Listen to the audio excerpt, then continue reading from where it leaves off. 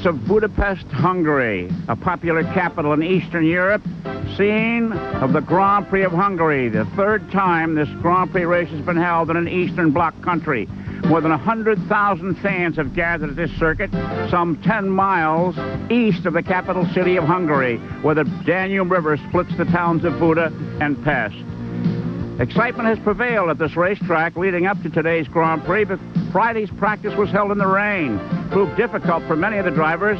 And then on Saturday, though the McLaren won the pole position again, its challenge has never been as strong as it is today, with Nigel Mansell racing Ayrton Senna for pole position. In the final 35 minutes of the last one-hour qualifying session, they exchanged the pole position 5 times, with Senna finally emerging victorious, making 9 straight pole positions for the all-dominant McLaren Honda team. Here's a look at this historic capital of Hungary and the great Danube River, where many of the crew members take hydrofoils to Vienna after the race is over to fly home. It's an absolutely beautiful city with great restaurants and a lovely populace, and it's a nice place to visit if any of you are planning visits to Europe in the near future. We're happy to be here in Budapest, Hungary, to bring you the 1988 Grand Prix of Hungary. With me today will be David Hobbs, a former driver. David, are you ready for today's race? Well, I guess so, and I think a lot of other people are ready for today's race too. A great effort by Mansell there, but we've also got a lot of other normally aspirated cars right up near the front of the grid. Boutsen, Capelli, Nannini, all in normally aspirated cars, and Alain Prost, the current leader of the World Championship, languishing on the 4th row. Not a good day for Alain yesterday, but he maintained it was all traffic, and possibly it was, because this morning in the all-important warm-up in race setup, he in fact emerged fastest. All right, also working with us today is John Bizignano, an old hand in Formula One. How do you see it, John? Well, Chris, I see it as a very slippery race. This is what we call a green track. The Hungaroring is not used every weekend, such as a Brands Hatch or a Silverstone, and all the drivers have been complaining about getting that power down on the track. No matter how much horsepower you have to be able to initiate that horsepower through the rear wheels and onto the track. So let's see how many boys are slipping and sliding. Look for a slippery offline, especially in the first few laps. Okay, you can see the flags are waving in the breeze about 10 miles an hour. Let's look now at how they'll take the green light for this, the 1988 Grand Prix of Hungary. Ayrton Senna, again, in the #1 position. The young Brazilian at 102.234 miles an hour has narrowly edged his rival, Nigel Mansell, who's driving the Williams-Judd, a normally aspirated car. We have a turbo car on the pole, and here Nigel Mansell. This picture's a little early. Nigel Mansell has a bit of a beard today. He's got the chicken pox and hasn't been shaving for the last few days, but he's rising above that. Terry Boutsen is next in the lineup in the Benetton Ford. Boutsen is the Ford hope for the competition today. And then it's Ivan Capelli of Italy in the March Judd, car number 16. Next in the lineup will be Boutsen's teammate, Alessandro Nannini, in car 19, a Benetton Ford. And then Italian Riccardo Patrese in car number 6, a Williams Judd. In the 4th row, the furthest back he started all year long, Alain Prost of France in the 2nd of the McLaren Hondas. And then it's Mauricio Gugelmin in car 15, another March Judd. He's from Brazil. Then it's Austrian Gerhard Berger in a turbocharged Ferrari, followed by Alex Cathy of Italy in a Dallara, Luis Perez Sala of Spain in a Minardi, Derek Warwick of Britain in an Arrows, the world champion Nelson Piquet of Brazil in a Lotus, Eddie Cheever of the United States in an Arrows, Michele Alboreto of Italy in a Ferrari, Pierluigi Martini of Italy in a Minardi, and then it's Yannick Dalmas of France in a Lola, Andrea De Cesaris of Italy in a Real, Arturo Nakajima of Japan in a Lotus, Philippe Ayot of France in a Lola, Jonathan Palmer of Britain in a Tyrrell, Gabriele Tarquini of Italy in a Coloni, Philippe Streff of France in an AGS, Stefan Johansson of Sweden in a Ligier, and in the last row, René Arnoux of France in a Ligier, and Stefano Modena of Italy in a Eurobrunn. Sailing to make the lineup, Oscar Larrauri, Baron Schneider, Julian Bailey, and Piercarlo Ginzani. So that's your starting field as the cars are on the racetrack. We've got a sunny day, some clouds, a slight breeze. It's 86 degrees with a 10% chance of rain. Actually, David, I'd call that ideal weather for racing. Absolutely. Just maybe a little bit on the warm side, because this, as you can see from the map, is a very, very physical circuit. The drivers really have to drive hard around here the whole time. All right, now let's for pick 6. David, who's going to win the race today? Well, I think that Senna's going to win this race, and I think Nigel Mansell hopefully will keep up his qualifying, come second. Prost, I'm sure, is going to come good and come at least third. And then Boutsen, Berger, and Capelli are my choices for the next places. All right, John, how do you see it? Well, Chris, I think the only thing that'll take Senna out of the victory circle is a mechanical failure. So I have Senna as the winner, his teammate Alain Prost second, Mansell and normally aspirated Williams third. I have Boutsen in the Benetton fourth, and Berger in the Ferrari will come fifth, and Derek Warwick in the Arrows will take that last point, number 6. Well, I think today's going to see the end of the McLaren domination. I like Nigel Mansell. Here's the guy with the chicken pox. His face is so tender he can't shave. I picked him to win with Senna second, Ivan Capelli third, Gerhard Berger fourth, Alessandro Nannini fifth, and Alain Prost, who doesn't seem to be doing well at all these days, even though he was quickest in the morning warm-up, in 6th position. All right, David, the circuit here. Tell us a little bit about that. Well, it's approximately 20 turns, and it's relatively slow, 102 miles an hour for the pole position, which by Grand Prix terms is fairly slow. It's about the 3rd slowest circuit on the track. Between 25 and 35 gear shifts, depending whether you're normally aspirated or a turbo engine car. A little bit of elevation change, a very, very interesting track to drive on, a great challenge for a driver, but an absolute pig to pass on. So you get long queues of traffic here held up behind slower cars. A very, very demanding circuit, and as John said earlier, the asphalt mix is slightly odd. It's not used very much, and so the circuit is very, very slippery, and it gets quicker and quicker as the weekend progresses, but it's still always slippery offline.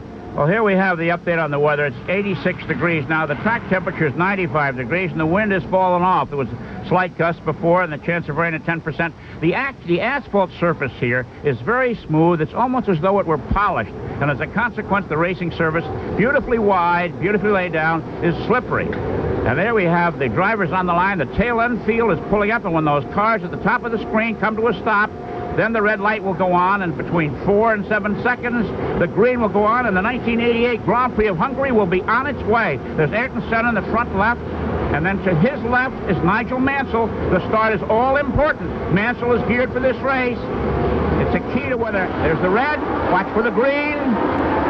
And here we go, and Mansell moves off, and it may be that Mansell can beat that McLaren to turn 1. But no, it's side by side heading down the track into turn 1, and Senna gets the edge, leading into that first right-hander as the field funnels down behind him. The turns are where this Williams Judd will excel. The straightaways is where the McLaren will excel. And right now, Senna has the advantage.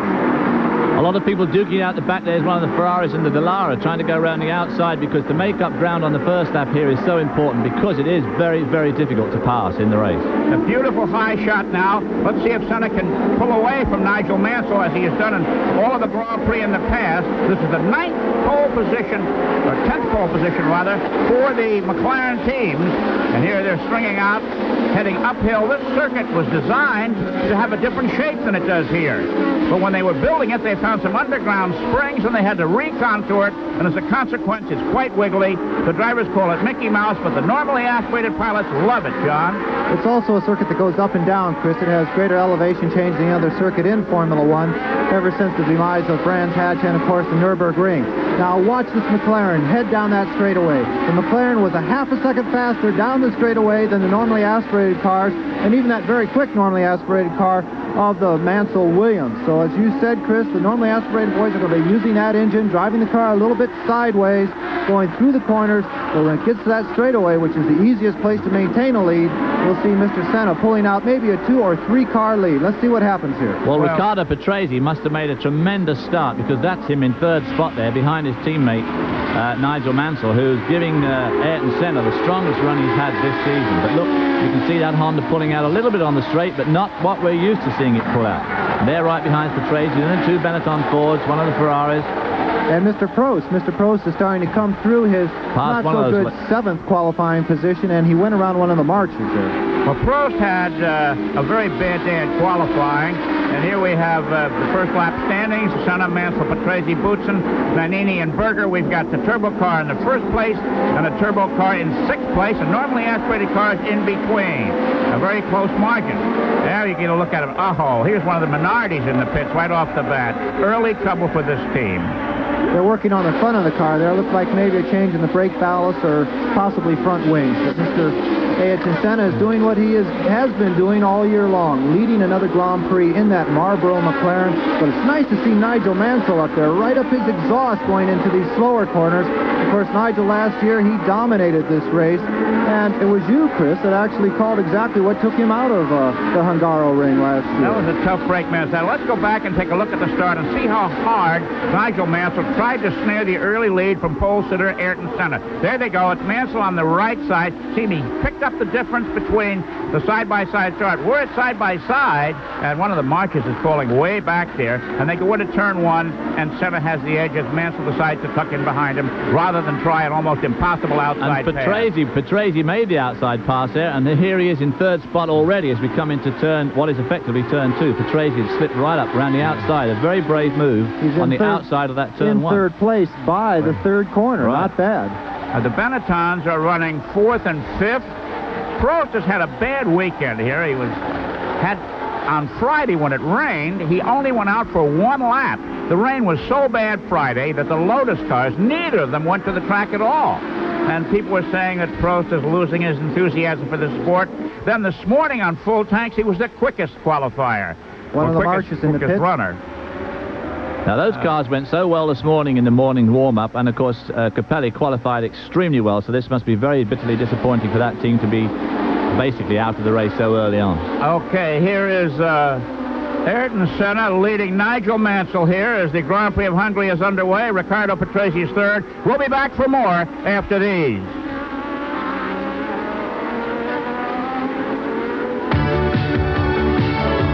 ESPN Speed World, live coverage of the Grand Prix of Hungary, is sponsored by Quaker State Motor. Brazil continues to lead the 1988 Hungarian Grand Prix over Nigel Mansell, his nearest challenger. Riccardo Patrese lies third. Belgian Terry Boutsen is fourth. Italian Alessandro Nannini is fifth.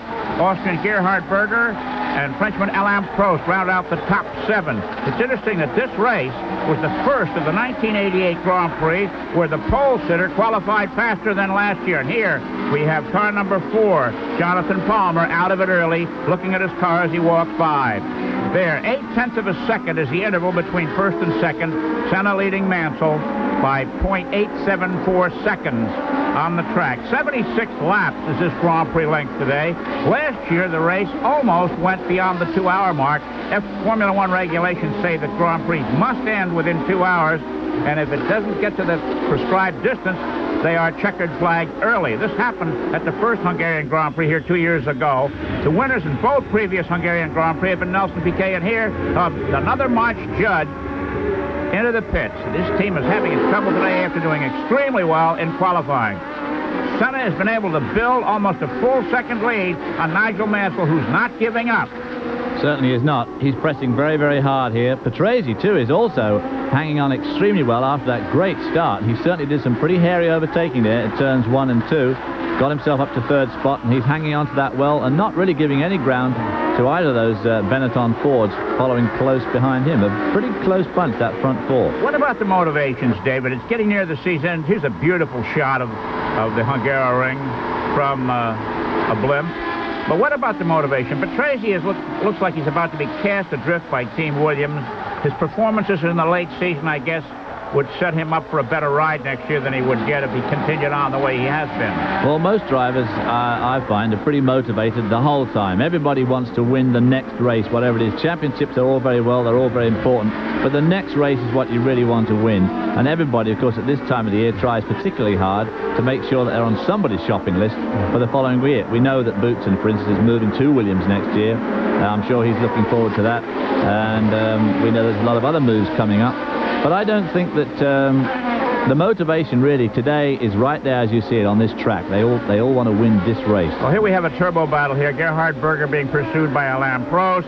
But let's talk about the people up front, John Bizignano. Bad blood at the beginning of the season, very evident between Nigel Mansell and Ayrton Senna. You've been out on the pits for most of these races. How strong is that disaffection? Well, Nigel Mansell and Ayrton Senna are two incredibly competitive people, and unfortunately they've let their competitiveness come off the track with them from place to place, and at one point, I believe it was in Belgium a couple years ago, they actually came to fisticuffs, and since that time they have never been, as you say, the greatest of friends. They've actually become enemies. The press love to make a great spectacle of this, a little bit more extra intrigue within the beautiful people and beautiful places, so they want to beat each other on the circuit, and sometimes they want to beat each other off the circuit. So this is interesting. Mansell's closed on Prost, as has Patrese. They're moving in on the Senna, pardon me.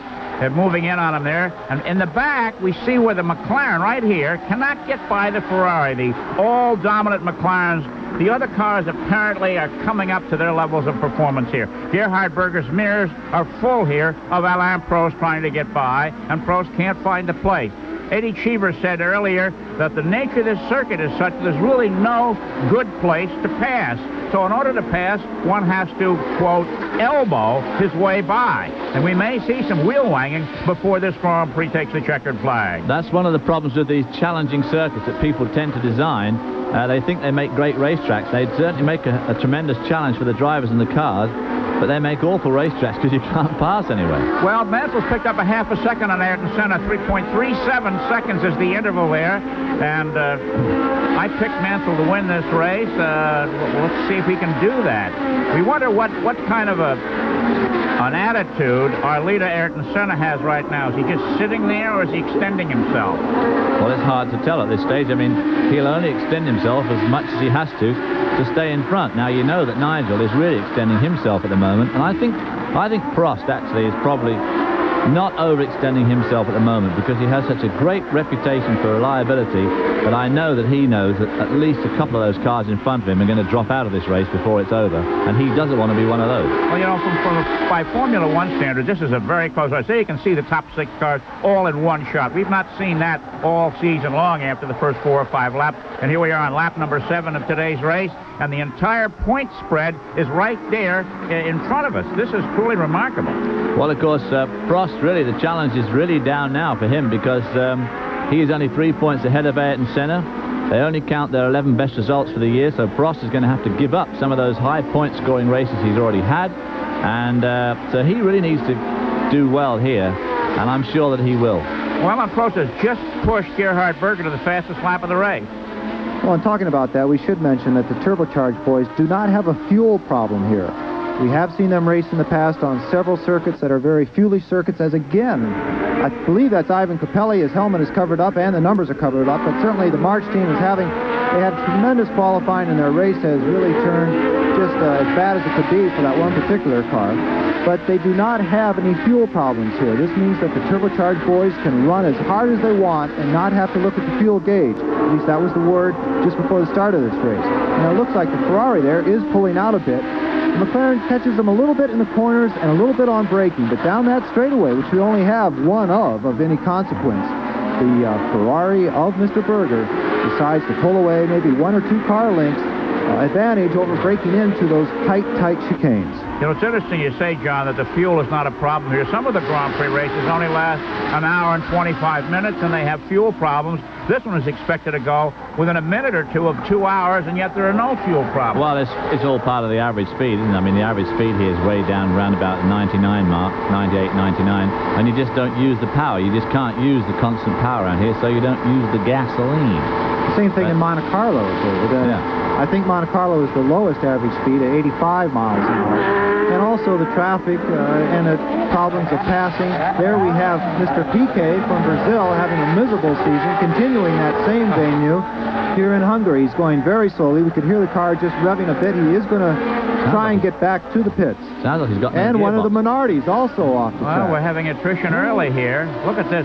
You know, the boys on the Team Lotus, so they won't speak for the record, are very disenchanted with the performance of the cars this year. There's a little argument within the team whether Mr. Piquet isn't getting the job done or whether the car is not up to the job he has to do. But at any rate, if this keeps up, several of the Lotus team members are expected to resign. Here's Philippe Strepp in the AGS in the pits. Changing a nose cone very quickly. As we were saying, the traffic, there is going to be some bumping, breaking into these chicanes and so forth. And you are going to see some body work coming on and off. Mansell right up the exhaust now, Mr. Prost. The front five are all incredibly close. They've all closed right up. So that would indicate maybe that Senna, in fact, is, if anything, slightly holding this field up. I think so. Ayrton Senna, the leader here, is now being under extreme pressure by Nigel Mansell in second place, and waiting in the wings is Riccardo Patrese, Mansell's teammate, as Nelson Piquet goes to the side. We'll be back for more. Home of the National Football League. All right, Mr. Senna is under extreme pressure, as we said before. Nigel Mansell is not leaving him alone, and if Senna should run into traffic, we might see some interesting developments. There's going to be some pretty hair-raising passing going on here. That front four are very close together. Alan Prost has got around Gerhard Bergen. He's now up into that sixth spot, and he's catching up with the two Benetton cars. So I guess Alan's next job is going to be to pick those two Benetton Ford cars off. I guess patience is one of Prost's big virtues, because Berger just set the fastest lap, and then he's passed by Prost. John? Well, I don't know if it's patience, but he's extremely calculating. As you see the Brazilian again in the Lotus, Nelson Piquet coming out of the pits, he's an extremely calculating man. He never overextends himself to the point of abusing the car or abusing the tires, which of course here would be a mistake, bouncing off these curves. He takes everything just to the limit that he needs to. Now, I have picked him for being the second place car here, and he's going to have a heck of a job. There he went, just as we went out of frame there, we saw him pulling out, trying to pass someone under braking.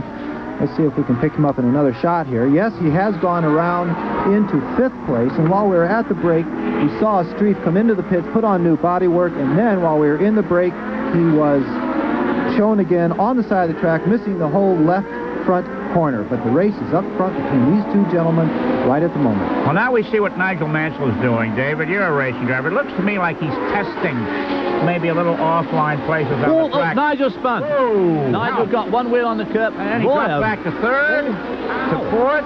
Well, just as I was saying, he was trying places where he might go, and he tried a place where he couldn't go. That's a tough break for Nigel Mansell, and it's a plus for Ayrton Senna. Maybe we'll be a chance to see that again. Well, of course, Nigel. Have a replay here. Here we see him coming up now. All right, let's watch. David, you tell us what he got off the road. Got off the road on that left-hander and did an incredible job of spinning that car. Here you see him turning back out of the skid, flicks it round and faces the right direction. In fact, only dropped back to fourth spot, which is pretty incredible, actually. One very important thing there is that there was not a great deal of tire smoke as he was going backwards at some 140 miles an hour. He may have saved his tires. There is a thing called flat spotting. That's when the brakes lock up and the tires slide. A lot of tire smoke comes off. He must change those tires. But to me, David, there was very little tire smoke in that spin. There wasn't much tire smoke at all, so we may not see him pull in at all. Well, he has dropped now to fifth place. The standings now are Senna, Patrese, Boutsen, and Nannini. Let's take another look at that spin. And why did he get off the road, David? Well, he's really pressing Senna incredibly hard for this uphill left-hand turn. As you can see, he's as close as he's ever going to get. He probably lost some downforce there by being in the shadow of Senna's wing. Just got that front wheel over that curb. As you can see, both wheels drop behind the curb, and he just spins it round there. Look at those wheels are dead straight. There's no smoke coming off them. Did an incredible job of saving that, and drops it into first gear and drives all Shades of Danny Sullivan, 1985. Indianapolis. Well, I'm blaming it on the chicken pox. I don't care what you guys You can't say. beat a bit of luck, I tell you. But I'll tell you, when you go up over a curb like that, it's a heck of a shot in a Formula One chassis. And what happens is the wheel up in the air starts spinning faster than the wheel on the track, and when the car goes back on the circuit, there's a very quick spin, which is somewhat controllable. You've had a lot of experience of spinning, David. You know how controllable those things I never spin, so I never have to practice. That's the trouble. Well, now Mr. Mansell has got to contend with Alain Prost, who's right behind him. I wonder if this discouraged him to any degree. Oh, I doubt it, but he'd be a little bit worried for a couple of laps because, as John said, you hit one of those curbs that hard and spin around, you never quite know what it's done to the underneath of the car. And if, of course, he's broken some major component or bent it. So you take a couple of laps to really get yourself back into speed again. Now, there's the professor, Alain Prost, right behind Nigel Mansell, spin victim number one. And upstairs, look at the Hungaroring. 2.495 miles to the lap. 20 turns and 76 trips around today make up the 1988 Hungarian Grand Prix. I do think, actually, that Mansell's slight error there was somewhat frustration-induced, because it's obvious that he was all over Senna everywhere around this circuit, except on the one straight where Senna could always pull out about 4 or 5 car lengths, and it does get very, very frustrating. Well, here's the standing. Senna, Patrese, Boutsen, Mansell, Prost, and Berger. And the interval between Senna and Patrese now almost 2 seconds. Senna has, in fact, that little fracas opened the gap a lot, because while Mansell was spinning through the 4 cars following closely behind him, it gave Senna a tremendous break. Well, here we have Ayrton Senna on his way to yet another victory and perhaps the World Driving Championship here at the Hungaroring. We'll be back for more of this exciting race after these messages. 13 of 76 laps complete here with Brazilian Ayrton Senna in the number 12 McLaren Honda out in front. And here we have a look at the man who has won the last 2 races, Nelson Piquet. Here's the winning percentages for our drivers Alain Prost, Nelson Piquet, Nigel Mansell, and Ayrton Senna. You can see Prost's percentage in 1987, 23.1. Piquet, 14.2. Mansell not quite as good at 12.5, and Senna at 9.7. That's 1987. 1988, of course, is a different story. Look at Prost. Almost every 4th trip in the car, he wins. Senna, 15.5. Remember, Senna has had 2 races that he failed to finish. The opener in Brazil and Monte Carlo. Piquet is rather poor, and Mansell is down the line in 4th place. Back to the action. It's Ayrton Senna leading over Riccardo Patrese. 3rd place is Thierry Boutsen. 4th place is Nigel Mansell after having spun out of 2nd position. 5th is Alain Prost, and 6th is Gerhard Berger, as we're in the 14th lap of this 76-lap Grand Prix race. Quite a lead there the McLaren has. Yeah, Senna's now pulled that off.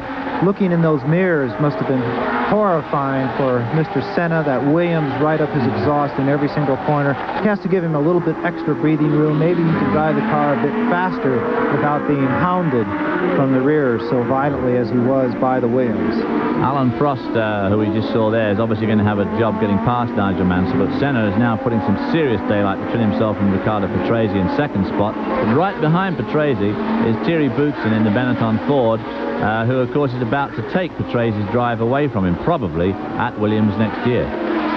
David, what about knowing a circuit? That move that cost Mansell 2nd position, had this been Silverstone that Mansell knows so well, it probably would not have happened. Well, I don't know. This is, as I said earlier, this is a very physical circuit. These cars just move the whole time. When you have some of these long shots, you can see cars going in all directions.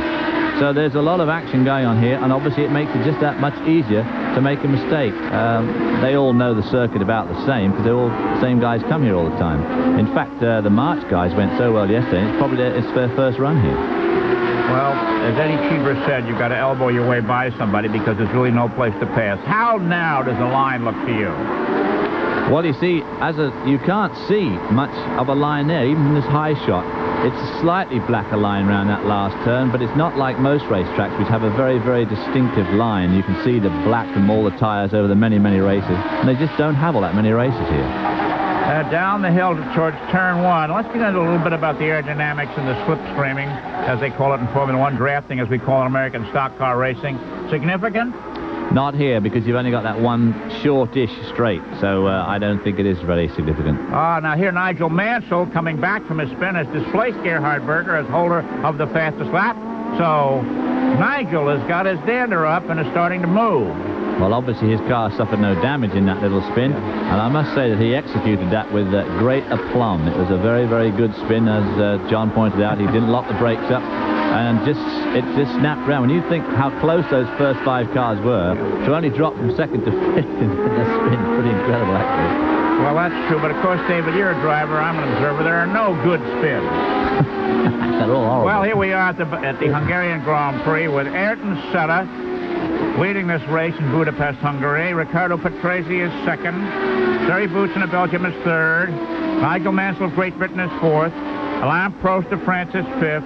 And Gerhard Berger of Austria is 6th here at the Hungaroring. Round 10 of the 16-round World Championship Series that will produce the #1 driver in the world when it's all over. And we may be looking at him right now in that number 12 McLaren Honda. One other point we should bring up is the fact that this is the first time that the Williams have ever run with their new radiators, or radiators, if you will, in any type of temperature. The cars, they were overheating those jet engines in several of the first Grand Prix, and during the British and the German Grand Prix, they redesigned not only the radiators but the side pods to fit those radiators, but they were never tested because both of those races were in the wet, and they must have a great deal of confidence in their new cooling system, both for Patrese and for Mr. Mansell, because they're running just as hard as can be, and you were talking about drafting. They had no fear of getting within that slipstream and actually breaking down the air flow through those radiators. So the drivers are confident in this new design. Well, Terry Boutsen is putting the pressure on Riccardo Patrese for second place, and as a consequence, Patrese now has moved to 1.4 seconds behind leader Ayrton Senna. And he may take up the battle here before too long. Senna is really just pacing himself. The guy is so slick and such a professional. He doesn't care about anything but winning these races. His relationship with the press is very poor. He doesn't want to have to take time to talk and do interviews and so forth. The debriefing process after every practice session for Team McLaren, they closet themselves in a motorhome and talk about what, I don't know, for longer than the practice session lasted. Well, there's a lot to talk about. There's so many changes you can make on these cars now, absolutely minute changes to damping, the computer settings. Obviously, the engine settings alone go through a whole myriad of computations.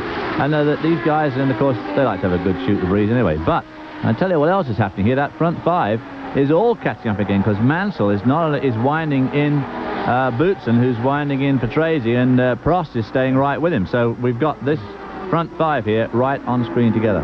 Well, I'm going to have to translate for our American viewers, David. David talked about damping. He's talking about shock absorbers and how they work on the racetrack. In Britain, they're called dampers. In this country, they're called shock absorbers. And that's what he's talking about. And there we see the first 5 cars in the 1988 Hungarian Grand Prix at the Hungaroring here in Budapest. We'll be back for more after these messages.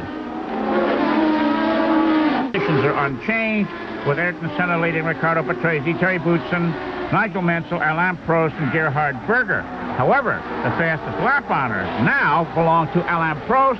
We have had 3 drivers in this very short span set the fastest lap. And look here, Stefan Johansson cutting across the grass, obviously off the road, doing what we call agricultural mowing. A number of years ago at Mid-Ohio, Tom Sneva got his car off the road several times in one lap, and he was radioed by his pit to bring his $300,000 mower to the pits, and they would sharpen it for him.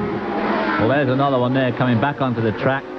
We don't know where Stefan was lying at the time, but he didn't qualify terribly well, although he and his teammate Arnoux at least got in this race, which shows that the Ligier can't be handling all that badly. It's just obviously hurting badly for power and handling. Combination is not too good. He also did do some damage there. As you can see, he is in the pits. He continued around very slowly. Stefan Johansson from Sweden. They were changing the tires, but I'm sure they're checking the underneath of that car. You saw a huge dirt clod going up over his helmet. It's a little embarrassing to come into the pits with your car full of grass like that. David, I wanted to ask you, we know that Nigel Mansell is out there with chicken pox. He has a fever. I'm sure that you have gone racing at these speeds or even greater speeds when you're not feeling well. How much does that affect the driver? Does he overcome it once he's in the car, or is it something that really you have to struggle with throughout the entire event? Well, you do have to struggle with it, but it's one of those things, it's a bit of mind over matter takes over, and a lot of drivers drive when they're not feeling too well, but you know, you only got 16 chances it's like 16 weekend or 16 work days in the whole year. It's not like any other guy who feels a bit sick, so he takes a couple of days off. In racing, I mean, you absolutely have to do it. You can't just walk away from one of 16 races, and you have to just do the best you can. They usually drug themselves up pretty much, you know, on painkillers and that sort of thing to try and take the discomfort away as much as possible, but there's really not much you can do. Let's talk about the competitive nature of this race. Here we have 0.8 of a second separating Senna and second-place man Patrese, but more importantly, we've had 3 different drivers set the fastest lap of the race. Berger was the first to set the fastest lap, and then Mansell set the fastest lap, and then Prost set the fastest lap. Now, we've not had 3 different drivers registering fastest laps in the past, but more importantly is the leader has not set the fastest lap. Well, it just shows how relaxed he is. So, He's just playing it cool. He's leaving that till late on in the race. Prost just won that fastest lap on it with 1:32.393. That's 5 seconds slower than Senna's pole-winning speed of yesterday. Incidentally, Senna's pole-winning speed yesterday was the first time in 1988 that we've seen a pole position faster than one of last year's pole positions. That was Stefan Johansson you saw getting out of the car, so they have decided to retire once again the Ligiers from France. Because it might have broken before he went off. We don't know why he went off in the first place. Okay, here we've got interesting situations setting up now. Senna's coming up on a slower car. Patrese is pushing hard. This may be an opportunity for Patrese to close the gap and move into a challenging position behind leader Ayrton Senna. At Sartor Nakajima, I believe that Senna is closing in on it. Here. Prost giving Mansell a very, very hard time there at the end of that main straight, which is going to be the only place he's going to be able to get him. That's true. This was an interesting Grand Prix, one of the better ones this year.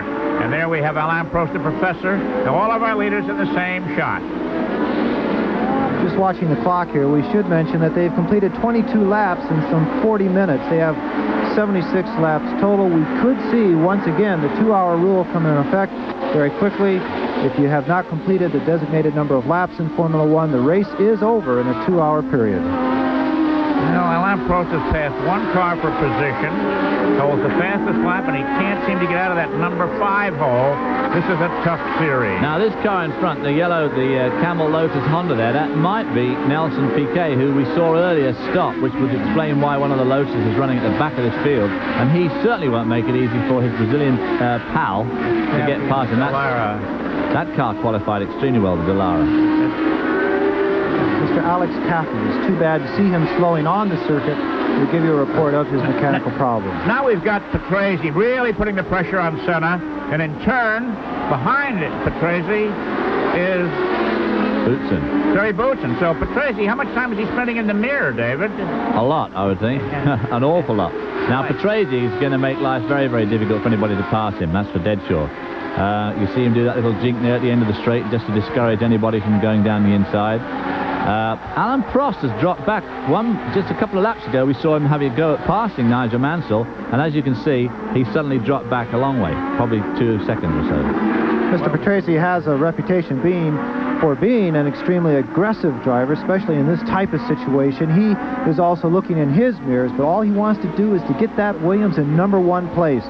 Senna may be toying with him, keeping him at bay in the corners and pulling away on the straightaways. And watch Patrese. When he started his season some 169 starts ago, he had a bit of a reputation for being a roughneck, especially in trying to let other people by, but he knows how to hound the people in front of him, trying to push them into a mistake. Well, right now, he's putting the pressure on Ayrton Senna. Just a few car lengths separate the first and second place cars. Terry Boutsen can see the leading car there, and he's getting it on here. As the cars are getting lighter, they're burning off the fuel. They're a little bit easier to handle here. And Senna's problem right now is 2 slower cars coming up in front of him that he's going to have to deal with in the right place on the track. If you were in Senna's car now, David, where would you want to pass these guys?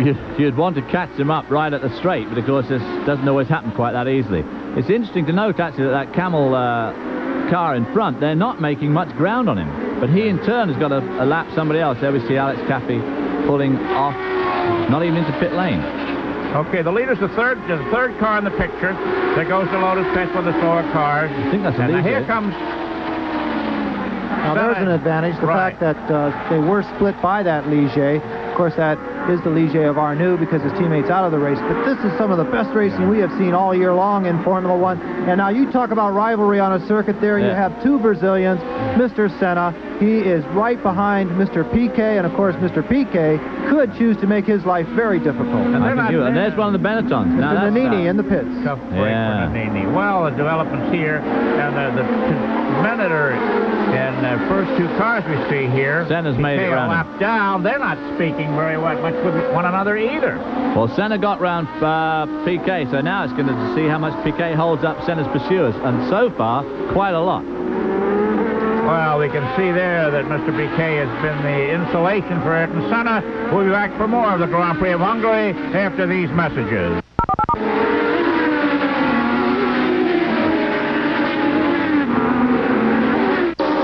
As we we approach the halfway mark now, leader Ayrton Senna is in traffic. He's used it to his advantage to build a big lead over Riccardo Patrese after passing Nelson Piquet, who is fallen way behind in his #1 Camel Lotus Honda. And here comes... But now it's working the opposite way. He's caught up with another one of the slower cars, and he's going to lose all that advantage he picked up earlier on because he's met him at the worst possible place, right in the middle of all this twisting bit of track, and the guy either can't see him or can't let him around, and there, that gap, he's just had about a second and a half, gone down to absolutely nothing. It's one of the Menards, I think. Well, and now, look at Mr. Patrese is right on his tailpipe. They all are. Oh, my, well, Luis Carasalo, the young Spanish driver who looks like a young James Bond, Roger Moore. That's very much a look-alike. Yeah, now here goes. Bit of luck there for Senna again, because he got him at the end of the straight, and now Sala's going to hold up his pursuers again. So Senna again, a little bit lucky, and of course that extra power that he's got just makes all the difference when it comes to situations. Sala moved over to let Patrese by, so he didn't get too much of an advantage. With 25 of 76 laps complete, we're 1/3 of the way home in the 1988 Hungarian Grand Prix, but Patrese is right back there on Mr. Senna's tailpipe. These Hondas, a V6 engine of 80 degrees included angle, are constantly being updated from race to race by a crew of over 20 Japanese engineers that come to these races, and they have these engines delivering monumental amounts of horsepower for qualifying, and they're detuned for the race itself to get fuel mileage. But I'm surprised, frankly, that Mr. Senna isn't a lot further ahead than he is now. Well, I think the fact does remain that the normally aspirated cars have had a lot of development as the year has gone on, and they have got a lot better. The McLarens came out of the box at such a high state of development that they can't improve a lot more over what they already are, whereas everybody else has got a lot more room for improvement yet. Well, now here we have leader Ayrton Senna behind Stefano Modena and an outside pass there. Well, Modena's not used to all this sort of track that you're rolling around. Well, let's see if Mr. Patrese can duplicate that. He's giving him room. There's a gentleman. There's a lot of people feel that Modena is a star of the future. I think he's shown some extremely good form. Last year, his very first Grand Prix in Adelaide, Australia, he went very well. Is that Alan Prost going past Nigel Mansell there on the front straight? Yes. I think it is. Nigel Mansell been displaced, and Alan Prost moves up yet another place, getting closer and closer to that second position where, of course, he will end because of my pick 6. Love that turbo. Absolutely. It does help a lot when it comes to passing. Well, now, maybe Mr. Prost is on his way here. That puts him in 4th position, so the McLarens are 1st and 4th, separated by Patrese and the Williams and Boutsen in the Benetton car. If they finish like they were now, that means that Ayrton Senna would take the lead in the World Championship on points scored so far this year. That's true. Only the best 11 of 16 races count in the point standings, and this battle for the World Championship 1988 has been an amazing one between Ayrton Senna and Alain Prost. Let's go back and take a look at that traffic driving here. Down the straightaway now. There we see the cars at the top of the screen there. Alan Prost. Nigel Mansell moves over to the middle of the road to try and hold him up. Prost follows him over and then sells him the dummy and slips down the outside and makes basically what amounts to an outside pass going into turn 1. That's not just pure horsepower going down that straightaway. I would think that Mansell must have had a problem in steering his car correctly out of the last corner, and therefore getting the inertia that he needed to maintain that lead down that straightaway. Yes, the McLaren is turbocharged, and yes, it may have a little bit more horsepower under these conditions, but the way he just flew by him almost 2/3 of the way down the straight, not at the end of the straight, showed that Mansell was pushed possibly into a mistake there. Either that or Nigel's got a problem, because I notice he slipped quite a long way back now. It'll be interesting to see if he can pick up some of that gap again. Well, you know what? I got a feeling now that Mr. Alain Prost is going to win today's race. He can see the front there. Here we have Senna, a half second behind is Patrese. Boutsen 3rd, Prost 4th, Mansell 5th, and Berger 6th. This is a close race. When you look at Prost there, he's in 4th position. He's only 1.7 seconds. Over a third of this race gone, and he's only 1.7 seconds out of the lead. 6.1 seconds embraced the first 6 in the field. Right now, leader Ayrton Senna is coming up to lap Yannick Dalmas, who has had his toughest racing weekend. He tangled with Oscar Laraui yesterday during practice and did a double rollover, walked away from it, and came back to get in the other car to start today's race. And that's the second rollover of the 1988 season, and both were in Lolas. with Felipe Ayala having a very spectacular crash in Mexico, being the first and only other one. There we see that Patrese right on Senna still. These front three guys, and Boutsen's right with them. Prost hanging back just a little tiny bit. But Senna, I think, is obviously... I don't think he can go much faster. I know he's cool under fire and all that sort of thing, and maybe he is just driving fast enough to stay in front, but it's looking more and more as if he really is going as fast as he's going to go. He may get caught out on that trick also. Oh, absolutely, because they are coming into traffic now, and even though he is a master at getting around slower cars, it's something that cannot be predicted. As we see Prost making a move on the inside of Boutsen there, he did not have the braking power that he needed to get by, but Prost is becoming very aggressive here, and I'm certainly glad that I have him for second place in my pick 6. Turning into a real threat in this race, as always. Yeah. Tarquini is lying in 13th position, and as Senna comes up to lap him, it'll be interesting to see they've caught him at a bad spot. We're just going to see a corner in a minute. It's one of the right-handers. It looks to me as if the surface is breaking up right here. The surface is looking a little bit suspect. Whether that's just extra rubber being laid, or I saw something fly up a minute ago. Maybe the surface is breaking up a bit there. There he goes by Tarquini. Well, they say that the Hungarians, are using the capitalistic system. Maybe the track was put in by the low bidder. Now, Tarquini's car has been described as painted in seasick yellow. It's a bilious colored car. It's really making Prost seasick now. Automobile, right? He hadn't accounted for Prost there, and he moved back onto line, and as you can see, it's made a pretty disastrous effect on Prost's progress through the field here. Tarquini obviously didn't see him. He saw the other four. Now he's let Prost through, but he put quite a bit of daylight between Prost and the other two guys. One statistical thing on Mr. Patrese is the fact that he has 169 Grand Prix starts and only 2 victories, which for winning Grand Prix drivers is the worst of the lot.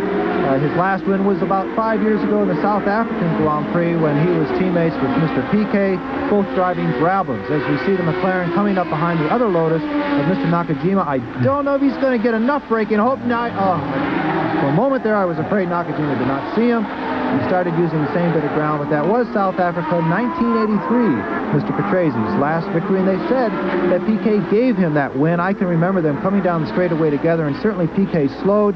He took the flag, Mr. Patrese took the flag, and Piquet took the World Championship. Ayrton Senna is really having a tough day today, passing car after car after car. Because each time his nearest rival closes in on him. Well, they're all having a tough time, and this is a very, very difficult track to pass on. Eddie Cheever made some comments earlier on about it being a difficult track to pass on. It is difficult, and you've got to have a certain flow of luck to go with you. Alan Prost in qualifying had no luck at all in getting a clear lap and qualified 7th. Ayrton Senna, of course, tends to make his own luck on qualifying. Well, right now, Ayrton Senna has the largest lead he's had of the entire race, pulling ahead of Ricardo Patrese, Terry Boutsen, Nigel Mansell, Alain Prost, and Gerhard Berger. We'll be back for more after these messages. Formula One Technical Report is brought to you by USF&G Financial Services. Asset management tools for a brave new world. Whenever I see an F1 racer stop on the side of the track and the driver removes the steering wheel, I'm always afraid that the viewers think that the thing is broken. But actually, there's a center clip where you take the wheel off, and it allows the driver to get access in and out of the cockpit very easily. The cockpit in the Benetton here is so small that they actually had to go one step further and flatten the bottom of the wheel for more access. In Formula One, space, a very valuable commodity. This is by far and away the finest of the Formula One series for 1980. Look at the traffic funneling down to the turn here. Ayrton Senna leading in his turbo McLaren. Ricardo Patrese second. Terry Boutsen third in normally aspirated cars. A close fourth place is Alain Prost in another turbo car. Fifth is Nigel Mansell, no turbo. Sixth is Gerhard Berger in a turbo car. And Senna now finally puts the fastest lap up, the fourth man of the race to put up the fastest lap. Seventh place is Mauricio Gugelmin, the young Brazilian, non-turbo. Eighth place is Michele Alboreto, a Ferrari, a turbo car. Derek Warwick and Eddie Cheever in the Arrows cars are 9th and 10th Fulton turbos. So we have 6 of the top turbos in the top 10, but second and third positions are held by non-turbo cars as Ayrton Senna tries to build a big lead here. I think Boutsen, it seems to me that Boutsen's now lying second and Prost is third. Isn't that Boutsen now? I think Patrese's disappeared. I think Patrese has dropped right off the pace for some reason or other. He's in 6th spot. There we see Alan Prost, who's now in 3rd spot, making his way steadily through this field. But this is the widest gap we've seen in this whole race, yet that last gaggle of traffic they passed really opened these guys up. Well, the Ford people are celebrating now with their man Terry Boutsen and that DFR engine Benetton car holding 2nd place.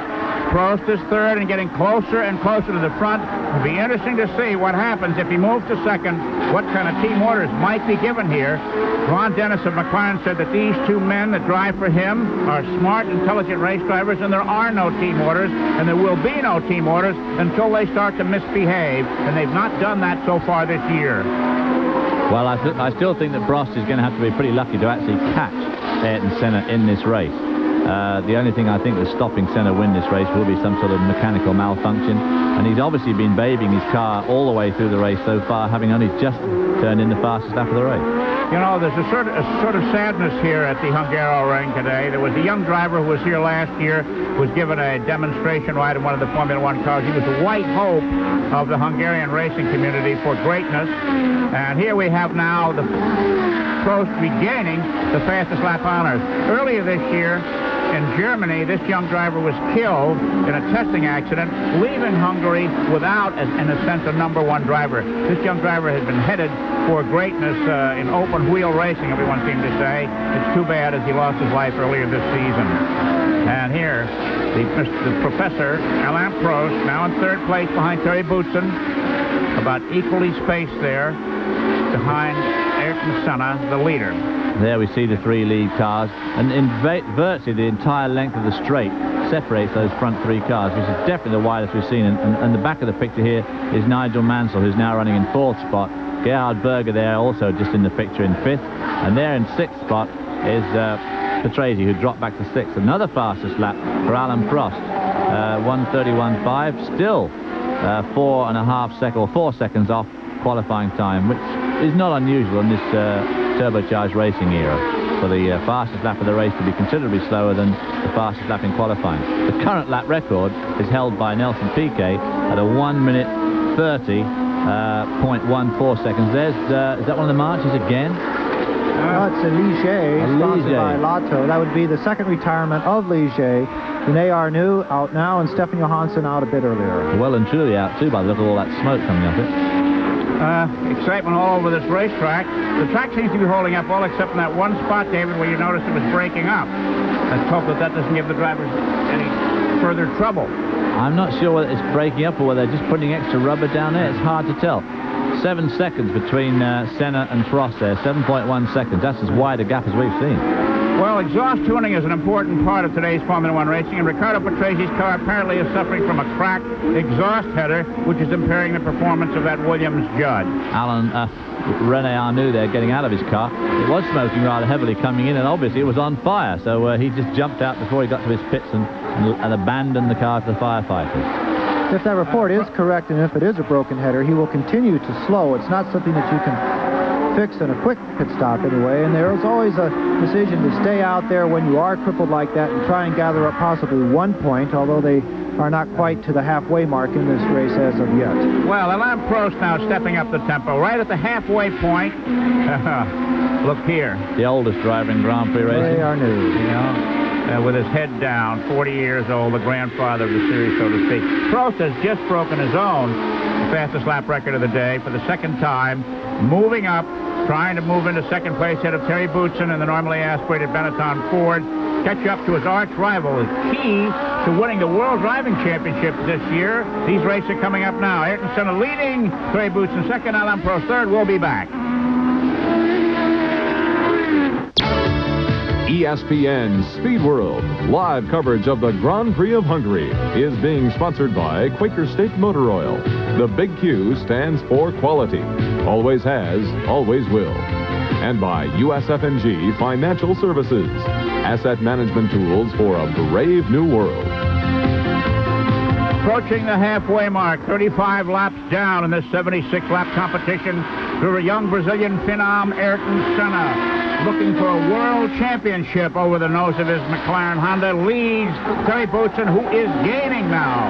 Gaining on the leader with Alain Prost, 4 seconds behind Boutsen, lying 3rd. The World Championship will be between these two McLaren Honda drivers, one leading, one in third place. Ricardo Patrese and a faltering Williams Judd lies fourth. Nigel Mansell, his teammate, is fifth.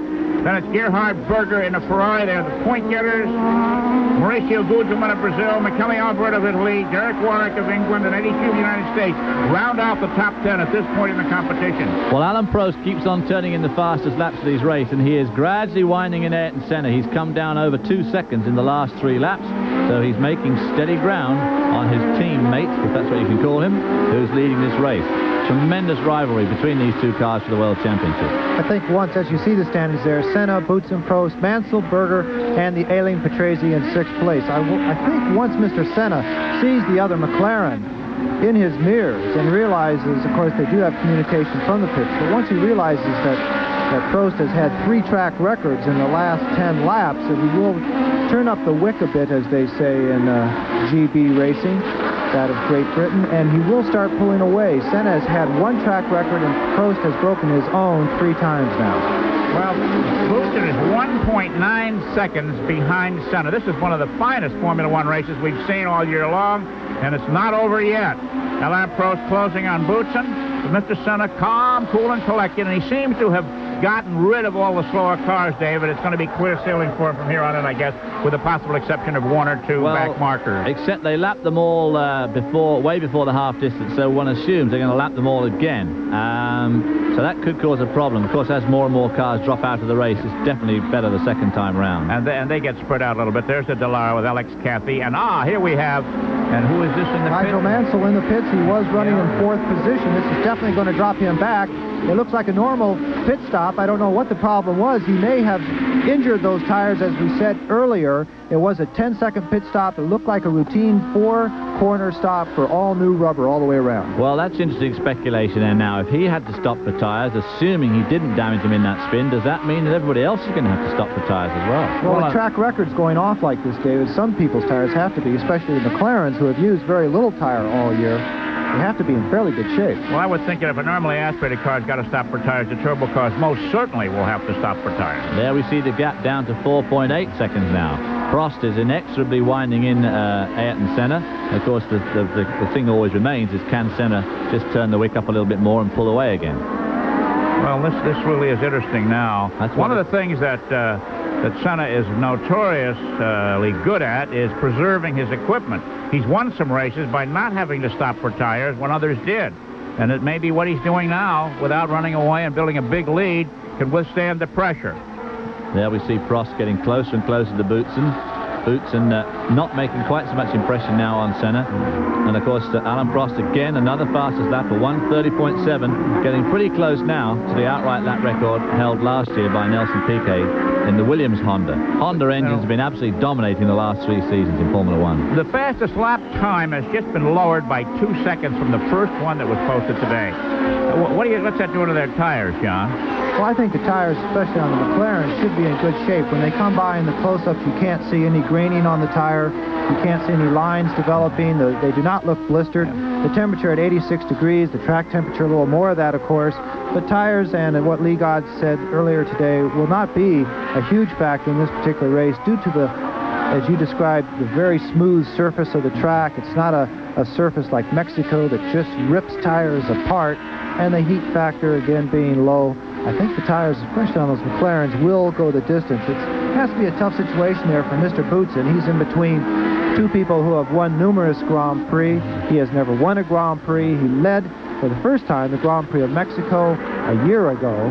Fine gentleman, very soft-spoken, maybe not as aggressive as most people think so, but he is extremely competent in these F1 cars, and he likes to run up front. When he did come out of the car in Mexico, he said, "I could not believe how easy it was to lead a Grand Prix." And now he has an opportunity. It doesn't look so easy, but certainly possible. Well, it's not easy now because Prost is moving right in behind him, and they're closing in, telescoping on leader Ayrton Senna, just past at the halfway mark of this 76-lap competition today. There you can see the 3 leaders right there. And they're coming up there. The gap now down to 2.4 between first and third, and they're just coming up to lap Derek Warwick, I think, in one of the USF&G cars. And that was 4 seconds just a little bit ago, David. It was, yeah, exactly. It's come down from 7 when after that last debacle, once they got through all the traffic. An interesting thing, of course, one of the reasons why the lap speed keeps going up is these cars, don't forget, these cars weigh about 130 pounds less now than they did at the beginning of this race. 40 laps on the Super there. And, of course, another reason is there are fewer cars on the track. So and that line's getting better too. Like John said earlier on, this is a very green track, and it will improve the whole weekend, and should get quicker and quicker and quicker as the weekend progresses. So here's Boutsen moving right in on leader Ayrton Senna as he's being held up by a slower car. One of the arrows. It's Eddie Cheever, the American driver, Eddie Cheever there. Here's a crucial moment in this competition today now. Cheever moves over and lets them both by. The gentleman Eddie, the only American in Formula One racing. And he also let Alain Prost by. So now we've got the 3 leaders right back where they were before. This is an intensely exciting race. We haven't had any changes for the lead yet, but for my money, this is as exciting as any race I've seen this year, and that includes Talladega last week when we had an awful lot of lead changes, but this is intensely exciting stuff. Oh, it's a different form of racing, and the excitement comes in different ways here. The planning and plotting, scheming and strategy are truly interesting in Formula One racing. And now Boutsen, you got to get, you feel that maybe you can do this. And he's right there, 3 car lengths behind leader Ayrton Senna, and having to watch his mirror too because Alain Prost is waiting for him to make the kind of a mistake that Nigel Mansell made earlier. Well, of course, Boutsen again is going to be getting frustrated now because he's sandwiched between 2 cars that have probably got, when they hit that main straight, 100 more horsepower than him. And he's making very good ground through all these corners, but once they get to that straight, they can just pull away from him, and it's going to be extremely frustrating afternoon for Thierry. Well, our stopwatch says 1.2 seconds from first to third, the closest interval of the competition today. Now, this is real. Going on to the straightaway, it has to be a little frustrating for Boutsen, who is driving through the corners very hard, using the brakes extremely well, but on that straightaway, you'll see him right up the exhaust of Mr. Senna going into that last right-hander, and then down that straightaway, Senna about a third of the way down. You just see the car lengths coming out further and further and further. David, I'm sure you've been in that situation where a more powerful car is making your driving talent and chassis looking a little bit slow. Well, of course, everybody has that problem this year with the Nissan in the IMSA races, the Nissan having won the last 7 races. And here you see Senna pulling out a big gap on Boutsen, and of course even more to the worry of Boutsen is behind him. Of course, it gives Alain Prost an ideal opportunity to catch up with him. Well, you know, 20 turns, a lot of gear shifts, a lot of gear changes to get around this racetrack. Chances for missing a gear immense here. Probably more gear changes here than any other racetrack on the circuit. With Ayrton Senna leading, Thierry Boutsen, Alain Prost third, as we're past the halfway mark of the Grand Prix of Hungary. Berger, Patrese, and Guzman round out the top 6. We'll be back for more. The happy Hungarian city of Budapest on the Danube, where 100,000 of its residents have flocked out to the Hungaroring, a government-built circuit about 7 or 8 miles east of town. Budapest, truly a beautiful city that's gone through a lot of history and a lot of torture over the years with different occupying elements. It's one of my favorite cities. And Thursday Night Thunder on ESPN. Thursday nights through August from 7:30 to 11:30 p.m. Eastern Daylight Time. 4 continuous hours of auto racing excitement. With ESPN Speed Week at 7:30, feel the thrill of road racing, the power of truck and tractor pulling, the lightning speed of drag racing, and more. Then, at 10 p.m., look at this. Side-by-side wheeling in the corners, a march on the outside. Nigel Williams Mansell on the inside. Nigel Mansell after that pit stop with fresh tires, getting a good bite, David? Yeah, and putting himself back into 6th spot, which, considering he's had a pit stop and a spin, is pretty jolly good at this stage of the race, I'd say. To get back in the points, that's right. Yeah. That shows the importance of a quick pit stop. He was running 4th, came into the pits, changed those tires in just over 10 seconds, came back out 7th, but quite away from Gugelman in the march for the 6th place. 6th place, that's the last point within the championship pointing scoring system, and he came back, made up that ground. Nigel Mansell once again back in the points. Now the thing is, of course, with those fresh tires, can he maybe catch up Berger in the Ferrari and get away with 5th spot? That gap between first and third still hovering at around about 3 seconds. Senna, I think, has speeded up a little bit. That's true. Senna has pulled a little bit away from Terry Boutsen in second position, but Prost is right behind him there. The stopwatch tells it all. But Mr. Senna is getting a bit of a break now with a clear track in front of him, using the turbo power of that V6 McLaren Marlboro Honda car. Of course, Alan Prost is one thing to catch up with Thierry Boutsen. Of course, it's another thing entirely to get past him, especially around here, where you've only really got one chance per lap.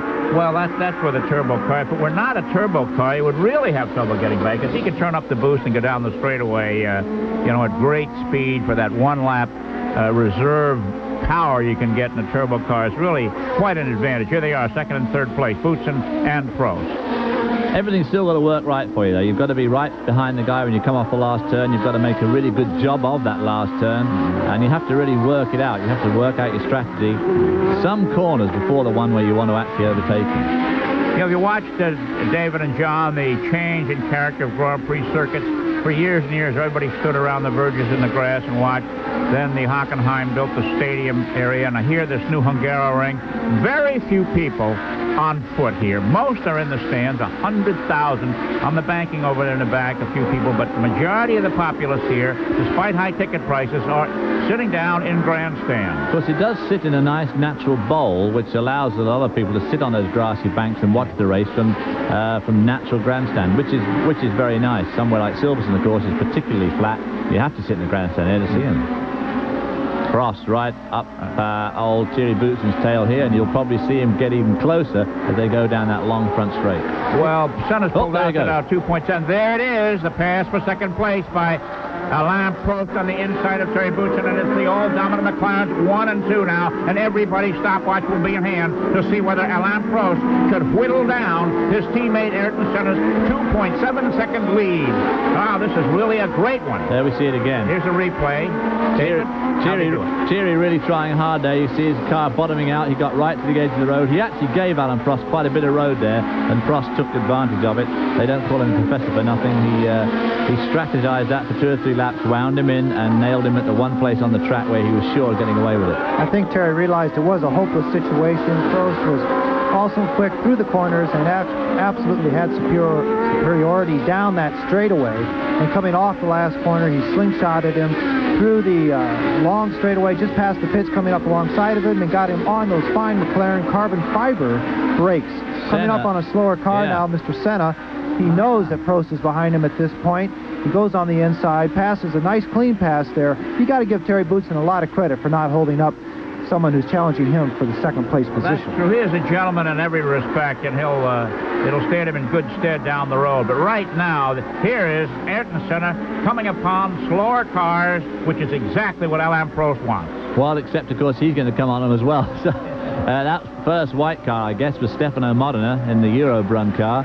And now, of course, Senna's got round him, and Prost has caught him up here right at the end of the main straight. Not a good place to catch him unless Modena's really looking in his mirror and lets Prost through, which in fact he has done. So that was no real big sweat for Alain Prost. I always think there's a little bit of an advantage being second on lapping slower cars, because the slower cars become aware that the field is coming around, Dave. That's right, and of course you can see the scene involving in front of you too. Heavy traffic on the racetrack. Terry Boutsen, lying third, has announced he's going to change horses for next year. We had a chance to chat with him before the race and asked him what made him decide to change.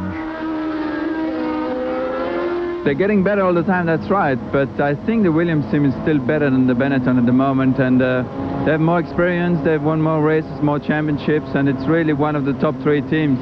And Benetton is not yet on that level. They're going to be there very soon, but they're not yet on that level. That made me change. So he goes to Williams, and he's giving Benetton their dollar's worth in his rides in this car today. Ayrton Senna. There's Alain Prost now, closer than he's ever been to his teammate for the lead in this Hungarian Grand Prix. And Senna's blocked by slower cars, and here comes Prost. 2 of them here, because Tarquini he'll be watching the car in front of him, which is one of the Lolas, I think. He'll be watching him, and it's hard for him to watch the car in front and watch his mirror. How about this? Now, here's Alain Prost, less than a car length behind the professor, calling out all his skills and all his experience. Then he's chuckling to himself. Let's watch now. This was what happened in France, and here comes Prost on the inside, trying. He's going to outbreak him, and Alain Prost goes for the lead. He started in 7th place, and then back again, almost touching wheels. What a race we're seeing today. Prost and Senna now hooked up in a duel to the death here at the Hungaroring. Well, that was a great move, but Alain Prost had it absolutely worked out perfectly. Got him on the inside. Here we see him coming down. He uses his slipstream to his full advantage. Gets on the inside. Senna giving him absolutely no room, but Prost really sticking in there. But he's far too tight going into the corner, and as he goes into the corner offline, he's going to go wide, and he comes out onto that slippery circuit. We were saying how slippery it was before. Senna's right on line, and gets him gap. What a pass. In each case, the cars were only inches apart from striking one another. Remarkable. Ron Dennis had to be holding his breath there. Of course, when Prost extended his braking way down into that apex, Prost we're going to take a look at it one more time. There we see him coming out of that last turn. Tarquini in the dark car in front. Senna goes to the inside. Tarquini goes to the inside. And Prost really goes to the inside. That inside wheel of his right over the white line. How much braking right here, David, on Prost's part? A lot. But this is an outside pass.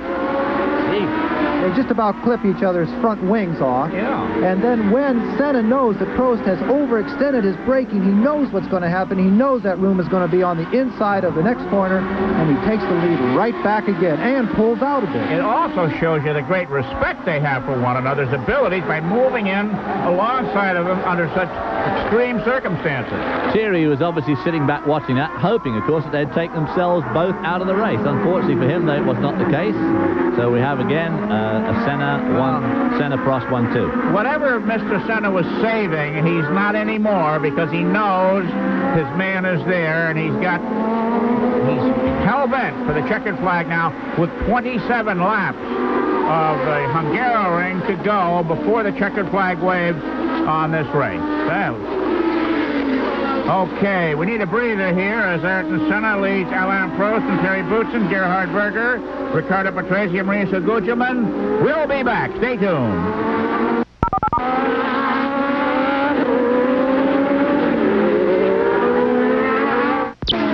Top-ranked boxing. Okay, that's the Hungarian Grand Prix that will be pointed to by everyone as the race of 1988. Alain Prost, in his quest for the lead, has just set up the fastest lap of the race, pursuing leader Ayrton Senna, his teammate. There's bound to be friction between these two with the World Championship at stake. Third place is Terry Boutsen. Fourth place is Gerhard Berger. Fifth place is Ricardo Patrese. Nigel Mansell is back in sixth. Mauricio Gugelmin seventh. Derek Warwick and Eddie Cheever, the Arrows teammates, next. And Satoru Nakajima round out the top 10 in this exciting Formula One race from Hungary. You were talking about the inter-team competition there, and before it was mentioned how cool Ron Dennis is about his two drivers and any rules from the pits or from the team management and how they should perform on the track. But, you know, in interviewing them throughout the season, at the beginning of the year, they were the greatest of friends, and they were cooperating 100% with one another on every technical aspect of the team and trying to get the cars to go as fast as possible. Alain Prost, another track record, number 7. I can't keep count. But as the season has progressed, these two people have become more competitive. And right now, Mr. Prost is right up the exhaust of Mr. Watch out Senna. for the pass Is now, he going to have enough time going down this straightaway? Senna's car looks through the air just as fast as Prost. It's not going to be a pass here. Right on the brakes again. He looks on the inside, but Senna's not going to let it happen. David, I think for the first time in my life, I said that I'm about to say Alain Prost made a mistake back on that passing situation. He let Senna suck him in right onto the curb, and Senna knew that the brakes weren't going to hold to the next right-hander. Well, Prost needs this victory. Senna has won 5 races this year, Prost 4, and the World Championship is going to go to the man who wins the most races. Prost can even the score today by passing Ayrton Senna and winning this Hungarian Grand Prix. So Prost is a man who needs this victory. Senna doesn't need it, he wants it, but Prost needs it. Well, everybody says that Alain Prost is incredibly cool, calm, and collected and doesn't look like a racing driver and doesn't drive like one. He's just very clever and very thoughtful. But the fact does remain, but he's also incredibly quick, and when the necessity arises, he'll take a risk along with anybody. And we saw him do a tremendously opportunistic pass on Ayrton Senna in the French Grand Prix in the fastest part of the track, and I think he tried to do the same thing today, and it just didn't quite work out right. But he saw the opportunity presented to him, and he took it. Yeah, David, study the cars. It looks to me as though Senna's car is not handling as well as Prost in the corners. If they finish this way, the World Championship points will be tied between Prost and Senna, with Senna having the advantage with more victories. Watch Senna's car. The back end seems to get a little bit out of shape, where Prost's car is on rails. Well, looking at that picture there, both sets of tyres look all right. There's no, as John said earlier, there's no graining or funny black-looking marks on the tyres. We'll have to see through this next series of bends here, this downhill section here. A lot of gear shifting to go through here. This is where the track's... see, Senna is certainly managing... I mean, Prost is certainly managing to hold on, in fact, make up a bit of ground through this section.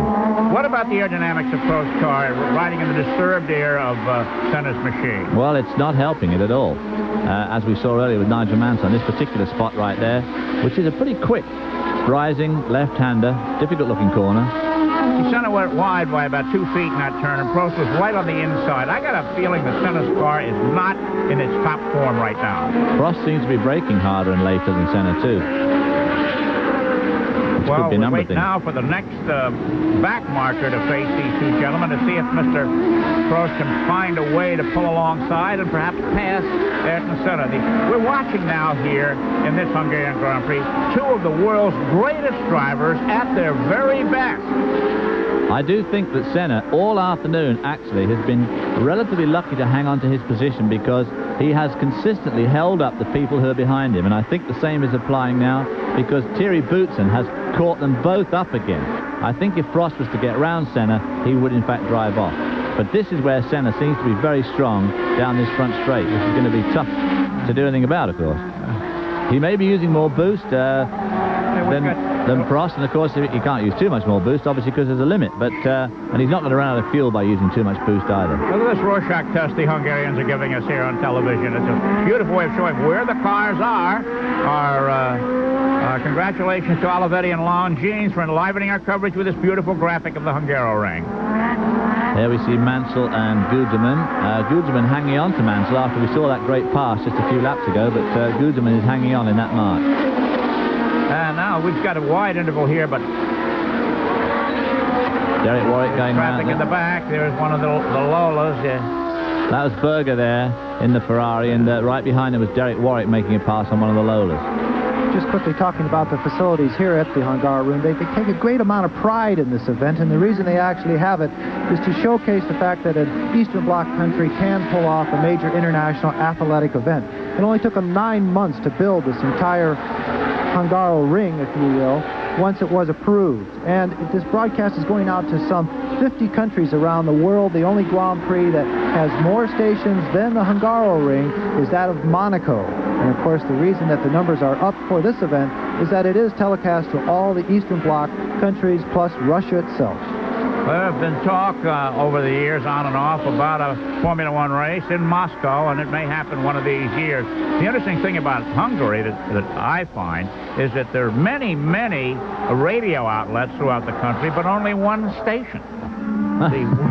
Everybody in Hungary is tuned to the race because that's all there is on the radio today. Well, the Hungarian Grand Prix. There we see the gap between first and second is down to 0.7 of a second, and a lot of people say, well, is Alain Prost just going to sit back and bide his time? I think these cars are so evenly matched that, quite honestly, I think he's going to try and pass him when and if he can, and when he gets around him, he's going to jolly well make sure he stays in front. I think the racing's too close to go for clever strategy at this time to go. Well, which is easier, David, in a situation like this? Is it easier to lead or to follow? I think it's easier to follow, generally speaking, because you can see what the guy's doing. He's got to watch for you in the mirror all the time. No pressure. Okay, at 55 laps completed here at the Hungaroring in Budapest, Hungary, round 10 of the World Driving Championship. It's Ayrton Senna leading by the narrowest of margins over his challenging teammate Alain Prost of France. Thierry Boutsen is third, Gerhard Berger of Austria is fourth. Riccardo Patrese of Italy is fifth. And Nigel Mansell of Great Britain is sixth. They're the point getters right now at the stage with 20 laps of competition remaining before the checkered flag waves over a man who will certainly deserve to win today's Grand Prix race. Now, maybe he's going to do it this time. That's the closest they've been coming off that corner. But I think that Senna's definitely got a little bit more welly down that straight. He definitely pulls away from Prost as they come down the straight. I think Senna is a bolder driver than Prost and probably has less wing on that McLaren car than the Prost.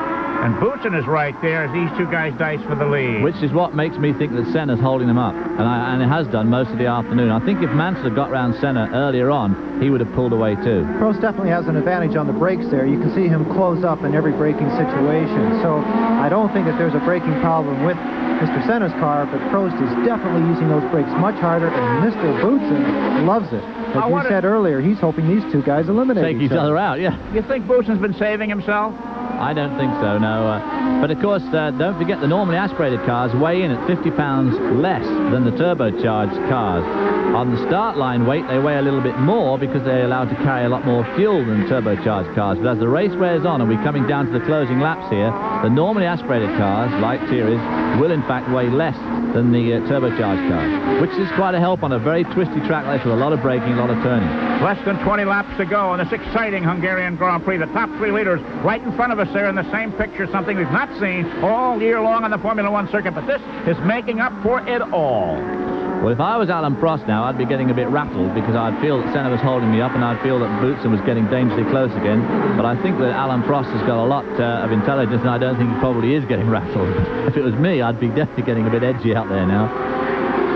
Now notice the turbo cars pull away from Boutsen's normally aspirated part of the straightaway. It's just like they're on a string being pulled ahead. There's the spot that Prost tried to pass earlier. Made it only for a moment. 19 laps to go. Thierry Boutsen driving a tremendous race today. He's had 2 or 3 very good races this year. There's the Benetton team, and there's the USF and GT, and the... Eddie Cheever in the pits, the only American in this Hungaroring Grand Prix. It looked like it was an extended pit stop for sure. They were taking off the engine cover. Too bad for the Americans of Eddie Cheever and his fans, and of course the USF and G team. All right, we'll open up to about 4 car lengths, and here Alain Prost closes in. He is not letting Ayrton Senna out of his sights in this Hungarian Grand Prix. We'll be back for more of this exciting race in 1 minute. I'm Bob Jenkins from Michigan International Speedway. Today at 3 o'clock Eastern Time, we'll begin our flag-to-flag coverage of the second leg of auto racing's Triple Crown, the Marlboro Michigan 500. On Friday in qualifying, Rick Mears didn't break his own track record, but did go faster than 218 miles an hour in winning the pole. He'll be joined by Al Unser Sr. and Mario Andretti in the front row. 3 o'clock today, the Marlboro 500. Well, Alain Prost's concern about winning now transfers to holding second as Thierry Boutsen has moved in. Ayrton Senna has apparently turned up the boost on that number 12 McLaren to pull out to a bigger lead than he's held almost all race long. I don't know that Senna's pulled out the boost. I think that Prost has dropped off the pace a little bit, which would explain why Thierry Boutsen is so all over him. I don't know what's happened to Prost's car, but it looks just a little bit skaty to me a few corners back, and I'm wondering if he's got a problem with his tires. If Mr. Senna has turned up the boost, he's not worried about fuel. The turbocharged cars are allowed to start with 150 liters of fuel. That's a restriction put on them by the FIA this year, reducing it to that amount over the last 2 seasons. For the normally aspirated cars, they are unlimited on fuel. Of course, they don't want to carry any extra due to the fuel weighs almost 8 pounds a gallon. So they have to be very considerate in measuring out their fuel to go just the distance, just enough. But he certainly has no fuel problems as he goes around another back marker. That's 2 slow cars again. between the leaders, between Senna and Prost, and Senna is making short work of them. Behind Boutsen, in 4th place is Gerhard Berger in the Ferrari. 5th is Nigel Mansell. And 6th place is Mauricio Gugelmin in the March. And I think 7th now is Derek Warwick. Yeah. And in fact, that looks like another Williams there going slowly. Is that Patrese going slowly? When he went by, I believe it was Mansell. I can't believe that they are lapping the 5th place car, but the helmet that I saw could have been Mansell's.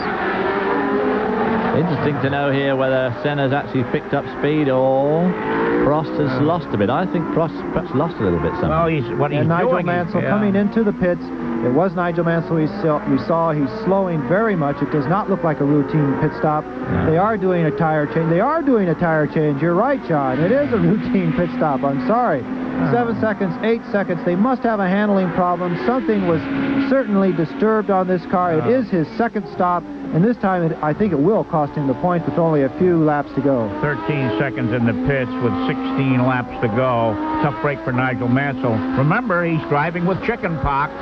He didn't shave this morning. The spots are on his face are so sensitive. He's a scruffy-looking guy coming to the line this morning. He's not feeling well, but it's certainly not showing in his driving. No, I wonder why he'd have to stop twice. I wonder if that side pod modification they had to make for the radiators has affected their aerodynamics, but it seems to be would have to be a massive change to make him stop twice for tires. But David, it's the first time they've been able to run the car flat out with those changes. I'm sure they've done testing, but of course you can never really recreate the drama, stress and strain of a Grand Prix in testing. Talking about sick drivers, last year Mr. Berger here had a severe bout of the flu and was very lucky to complete the race. And also Derek Warwick in the USF&G Aeros car, he had a chest infection. Is that the local cuisine down here, Chris, or what causes the drivers all to... that paprika and the goulash. Too many pierogies. Pierogies. Right. I saw one of them once. So here's Senna coming up to pass one of the Williams. Is that Mansell? He's just caught up after exiting the pits, or... Right, it's almost 4 seconds, the interval between the lead and the second-place car. Ayrton Senna out front. Now, he's going to have trouble getting by Mansell with fresh tires on the car. He could well have. Yeah, I can see what this will give Prost a chance to close up. 15 laps to go. Here in Budapest, Hungary, for the Hungarian Grand Prix. Now, they're not holding him up in the corners because the normally aspirated cars do very well in the turn. He's going underneath him there. Whips down the inside there. Mansell lets him through. And Senna, again, has a clear track in front of him. And now Prost, of course, has got to get round the Williams car. Chris, you're absolutely correct. We have 15 laps to go, but we only have 20 minutes to go, maybe 23 minutes. So let's keep our eyes on the time also and the time limit. Well, the tempo, whether it's up to last year's or not last year's race, but just a tick under 2 hours. We may see this race checkered flagged 1 lap early to stay within the... Mansell's back again. 2 hour minute. Here's Mansell back in the pits. A tough break for this man who moves to Ferrari next year for a reported $5 million retainer. He looks exhausted sitting in the car. He's not showing any enthusiasm to go back out there. It almost looked like his chief mechanic was about ready to pull him out of the car. Who wants to go home when you have chicken pox? Your wife is going to make you sleep in the guest room so the kids don't get it. He really has nothing to look forward to. And he does have a beautiful family back on the Isle of Man waiting for his return. And that obviously was for Tracy they were duking it out with before. Better get that in before Gordon Kirby gives me a hard time again. But that was obviously for Tracy that the leaders were passing then and not Nigel Mansell. There's Medina again, about to be lapped by Senna for, must be the 4th time now. Maybe this will give Prost a bit more of a chance to catch up, but Prost, of course Prost you can't tell. I mean, they don't call him Professor for nothing. All this lying back is sometimes a subterfuge to lull the other guy into a false sense of security. He pulls away, relaxes just a little bit, and boom, Prost comes right back. How long does it take, David, to make up 200 or 300 yards here? Well, 400 yards. Quite a long time. Quite a long time. All right, with Ayrton Senna leading and Alain Prost second and Terry Boots in third, we'll be back for the exciting wind-up of the Hungarian Grand Prix after these messages. Round 11 of the Grand Prix Series, the Grand Prix of Belgium, Sunday, August 28th on ESPN, 4 p.m. Eastern, 1 p.m. Pacific. Round 11 of the World Driving Championship from the difficult course in Spa, Belgium, in the Ardennes Forest, where the Battle of the Bulls was contested. Sunday, August 28th, here on ESPN. Talking about the Battle of the Bulls, what are we having for dinner today? But anyway, here we see old Ayrton Senna. Holding a fairly good lead over Alain Prost. Prost doesn't seem to be making much ground on him. We just saw a funny move then as Senna passed, I guess it's Nelson Piquet in the Camel Lotus there. It Well, it depends on how you look at it, David. There's 12 laps to go, or there's 240 turns to go. Exactly. You know, a lot of people think that racing drivers, everybody drives a car, and everybody I talk to can't really get to grips with just how difficult it is to drive a racing car at racing speeds. They think it's just like going to the supermarket, only just a little bit quicker. But, I mean, these guys have got an awful lot to do here. I mean, they've got to drive the line of the track. They've got to use every inch of track they can. They've got to stay on the line. They don't want to get off line because it gets slippery. They've got to go as fast as they can without wearing the tyres out. They've got to constantly check their mirrors, of course, if you're being followed closely by somebody, that is. You've got to keep an eye on your tachometer, on fuel gauge, oil pressure. And you've got to be very, very careful on gear shifting. I mean, you're going to do 30 gear shifts a lap, every one of which has got to be perfect. Otherwise, you break the gearbox or the engine. Well, I've said it before. All the high-tech electronic engine management system, aerodynamics, this, telemetry, no automatic transmissions. Well, they had their chance with the Hobbs Mechamatic some 30 years ago, and they blew it then. Colin Chapman, we had made a 5-speed unit for Colin Chapman, the old Hobbs transmission factory, way back in 1965. We made a 5-speed transmission for Colin. The Hobbs what-o-matic? The Hobbs Mechamatic. Mechamatic. With which I first stunned the world with his performance in a Lotus Elite. How about that? John Visignano reported a bit earlier that the fuel capacity of the cars with turbochargers is limited to 150 liters. Now, for those Americans who don't know what a liter is a quart in a martini. Well, that's a fairly good analogy, I suppose. Or a very big German beer. 11 times around for Ayrton Senna out in front of this Hungarian Grand Prix today, with his challenger falling almost 5 seconds behind. But for a while there, we saw some superb driving and great competition on this twisty Hungaroring. It certainly looks as if Alan Prost has decided to settle for a safe second rather than a slightly dodgy third. And in fact, there we see Alan Prost there, and I didn't notice Thierry Boutsen behind him. No, Is Boutsen still there? Yeah, he is, according to the Super. His number is still on the screen, but he's certainly not in view. He has fallen back, he has slowed, and he's closing laps. This is also the first race of August, and August is always the month of rumors and driver changes. Just to bring you up to date, of course, it has been confirmed that Mansell will be moving to Ferrari, Alboreto being let go there, and Mr. Boutsen is going to Williams to fill Mr. Mansell's place. We do not know where Mr. Alboreto will be racing next year. At the moment, Ken Tyrrell, which the team he started out with in Formula One, is high on the priority, and this was actually where Nelson Piquet last year took the rumor and made it true that he was moving to Lotus and set the entire Formula One fraternity on its ear, especially that of Mr. Ayrton Senna, the man currently in the lead at the Hungaroring. Well, you know, Nelson Piquet has had a tough season. His best, he's got 2 third places, a 4th, and 2 fifth places, and nothing better for the defending world champion. It's probably one of the worst seasons a world champion driver has ever had, and I wonder about his future. Especially as he's driving what should be a very competitive car, the Lotus with the Honda engine, the Honda engine being the engine at the moment. There we see Gerhard Berger briefly passing one of the Lolas, back to the leader again. And there's no doubt about it, this is the rumour time of year. And I think that Thierry Boutsen, we saw him just a couple of laps ago, going much, much slower. This is one of the reasons why I think he wants to leave the Benetton team, and he just doesn't seem to have a great deal of reliability in this car. I just don't think he feels it's quite there. But it's very competitive when it's going, but it has a nasty penchant for not going the full distance. You know, they talk about the ideal Formula One car as one that would break down on the cool-off lap, being entirely used up by its driver during the course of the competition. I can't quite subscribe to that. Uh-oh, here comes one of the arrows. Derek Warwick, and they're smoking. Yeah. He's gone past his pit. Yeah. There was some smoke coming out of the back of the car. He went way past his pit. That has to allude possibly to a brake problem. He ended up in the Lola pits quite a ways down the track there. It's a real shame. He was in 6th place, holding on to that 1 point. He has 9 points currently in the World Championship. The latest rumor about the Arrows team is that they are huddling with Mercedes-Benz about a possible engine should Mercedes-Benz decide to return to Formula One. And here we have a spin. It's a replay. It looks like it's Stefano Modena perhaps circling around there all by his lonesome. And it got away from him on that corner, which looks like it might be breaking up a little bit. Certainly looks slipperier than the others. Okay, here we have our leader, Ayrton Senna, skirting around the racetrack with a big lead in the Hungarian Grand Prix. More after these messages.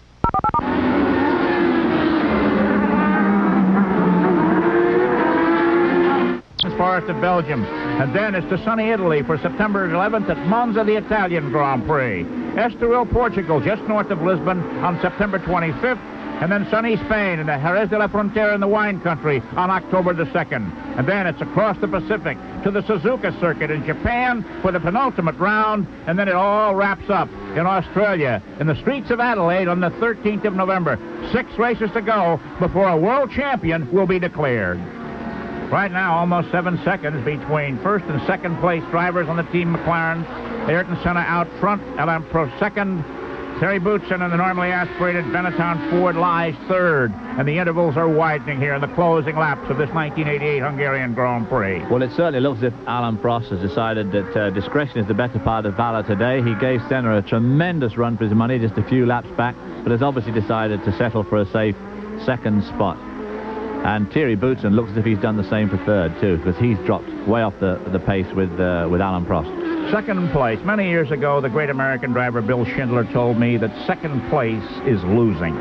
7 laps to go. I'm afraid he's right. I mean, you do, in fact, you either win races or lose them. And it's very irritating when you come second or third in a race and someone comes up and tells you had a great day, and you really haven't had a great day at all, because there's only one place to be. Well, it's also 6 championship points, and I think rather than Mr. Prost abusing his car, running it maximum with the brakes possibly getting in more and more trouble, I feel the problem with the car are the brakes, that he has overheated them in fairly brave attempts to try and get by his teammate Mr. Senna, and therefore he has collected another 6 points. It's true that Mr. Senna has another 9 points, and it all adds up, but still, rather than abusing the equipment into a DNF, he has gone for the 6 points. And he has got another 6 races to go, of course.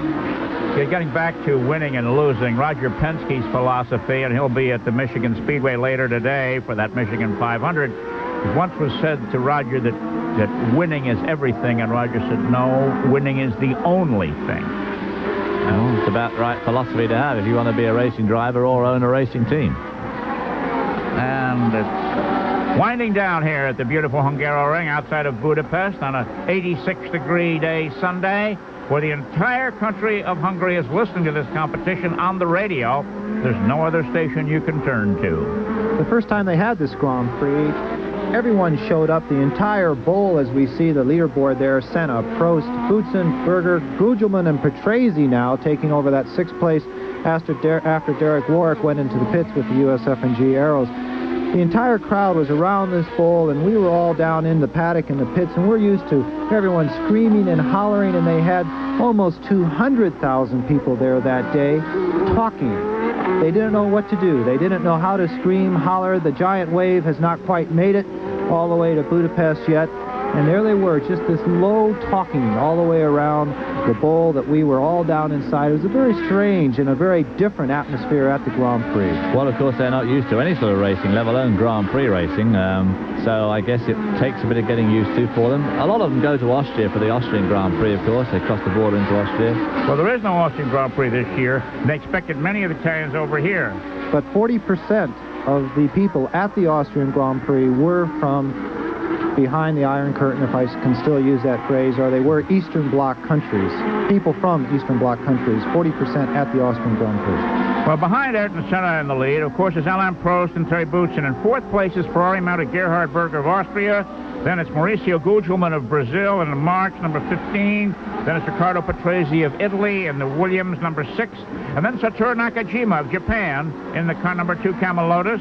Then Yannick Dalmas, who was upside down twice in yesterday's practice in car 29 Lola. Nelson Piquet, who's been in and out of the pits today, the world driving champion in car number 1, the Camel Lotus Honda. And then it's Stefano Modena in car 33. We saw him spin earlier, and he's been playing gentleman moving over. He's poking along. There we have the top dozen drivers in the competition here as the closing laps unfold here. And Alain Prost falls to almost 6 seconds behind his Brazilian rival. And this, gentleman, may well be the most deciding race counting toward the World Driving Championship. Well, they'll come out of this race with equal points, right? If they finish like they are now. They'll be tied, but Senna will have won 6 races to Prost 4. A tough handicap to overcome in the remaining competitions.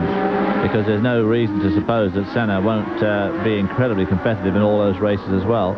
And he's already dropped out of 2 races with mechanical problems, although he did have the one crash at Monte Carlo. Yeah. But, of course, Alan Prost has had a pretty blessed year so far, and you've got to think that during the course of a 16-race season, he's bound to drop out of at least one more race. I mean, they just can't be that reliable, although they certainly seem to be at the moment. One never knows. Now, here we have a possibility for trouble with slower cars in front of leader Ayrton Senna, with Alain Prost now maybe picking up a little bit of that interval. Well, Tarquini let him through straight away, but he's now got to get past Modena, who I'm sure is aware he's there and has been very good so far at looking in his there mirrors. He does it.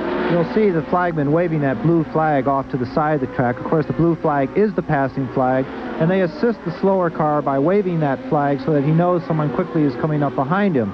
A small thing to know here at the Hungaroring is that they use the largest aerodynamic wings possible for this particular circuit because of the lack of grip and because of its layout, a very tough, twisty circuit, actually more corners than straightaways, and sometimes these larger aerodynamic wings will block the driver's rear view more than the ultra-fast wings that they use at the ultra-fast circuit. So they really do have to wave those blue flags, and they're doing an excellent job of it. For a bunch of marshals that only see race cars once a year, they're doing an excellent job. You know, it's interesting. In Formula One racing over here in Europe, you hear the word grip, but every course you go to, grip. The car doesn't have any grip. The car has good grip. The car has average grip. You don't hear that word in the United States at all, no matter where you go racing. It's really interesting to me, David. What do they call it over here, then? Well, it's just not talked about, really. Not enough downforce is the other way to say it. Well, you know, and on dirt tracks, you're talking about getting a hold of the racetrack, but it isn't as big a thing in stateside racing as it is in Formula One. Of course, the drivers aren't getting paid millions of dollars win, lose, or draw either, and have to justify why they're not up front. Well, there might be one reason for that, is the fact that there is a standard tire in Formula One. I know there's a standard tire in Indianapolis-type racing also.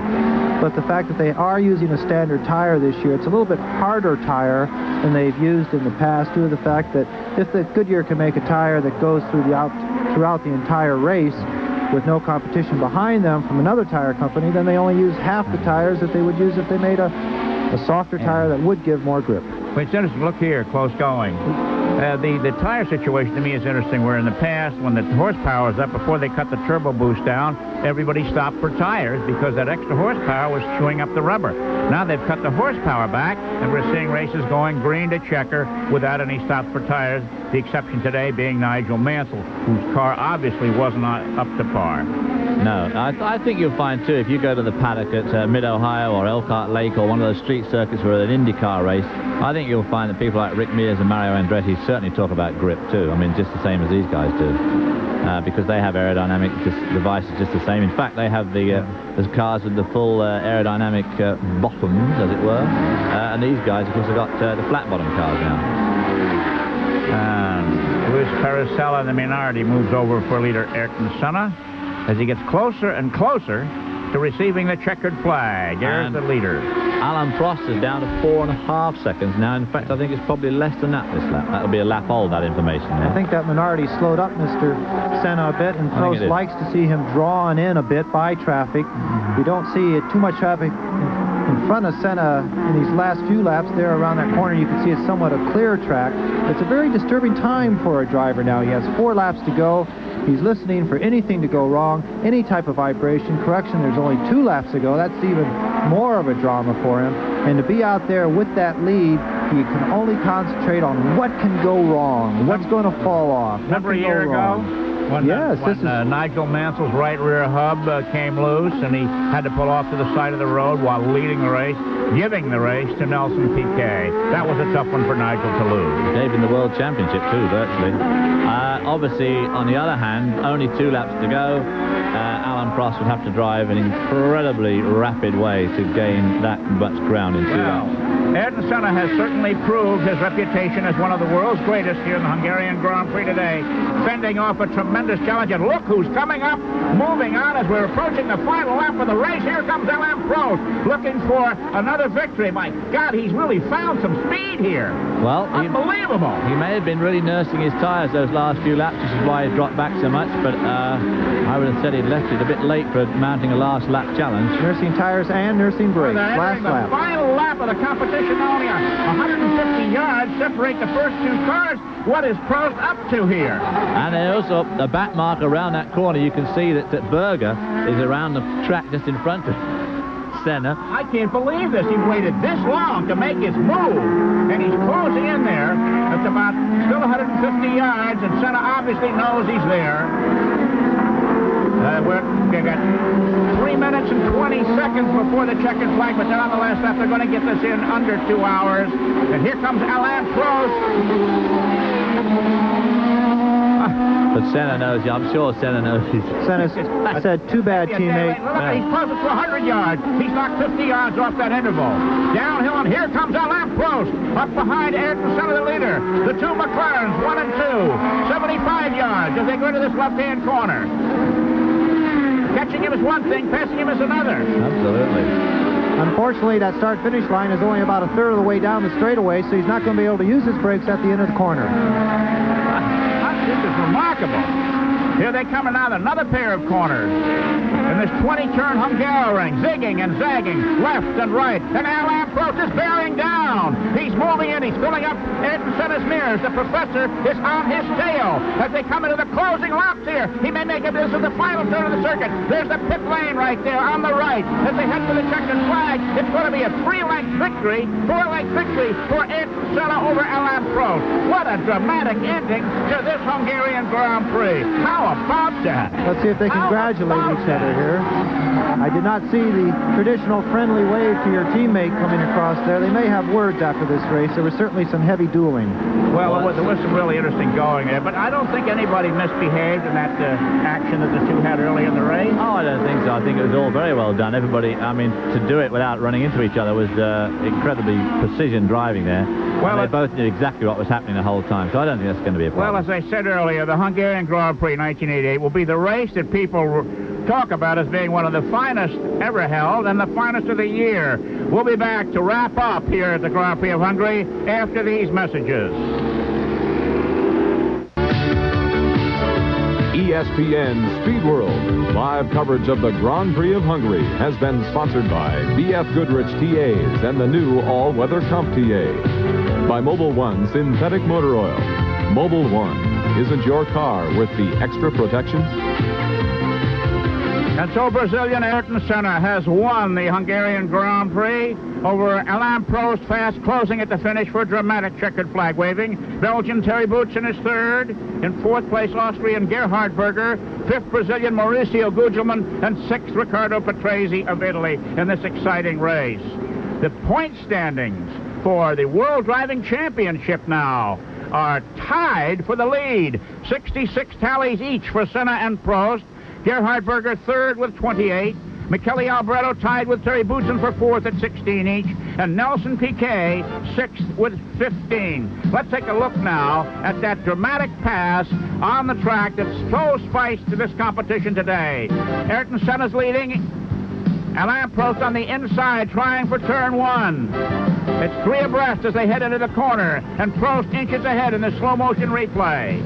And noses ahead of leader Ayrton Senna. Then his car slides out, almost ticks the right front wing of Senna's car. Senna turns right, stands on the gas, and regains the lead on the inside in a maneuver that will be talked about in Formula One circles for years. There'll be a lot of discussion about that maneuver in the McLaren truck tonight. All right, that's right. Our pick six choices here. John Bizignano wins with 15 points by having the winner and the second place driver. David Hobbs, your second with 9 points for picking the winner. I had to be satisfied with 3 points for picking Gerhard Berger for fourth place. And there we are, Gerhard Berger. It's been a great day of racing at the Hungaroring. There's Gerhard Berger walking up pit road with his bottle of specially vitamin-added water. Again, Ayrton Senna the winner, Prost second, Boutsen third, Berger fourth, Gugelmin fifth, and Patrese sixth at the Hungaroring outside of Budapest, Hungary. Next race, the Grand Prix of Belgium at Spa on August 28th, again live on ESPN here, covering all of the Formula One races that remain on the 1988 schedule. Will Ayrton Senna or Alain Prost become the 1988 World Championship? Stay tuned to us here on August 28th, a huge crowd of over 100,000 on the outskirts of Budapest, Hungary for the only Formula One race.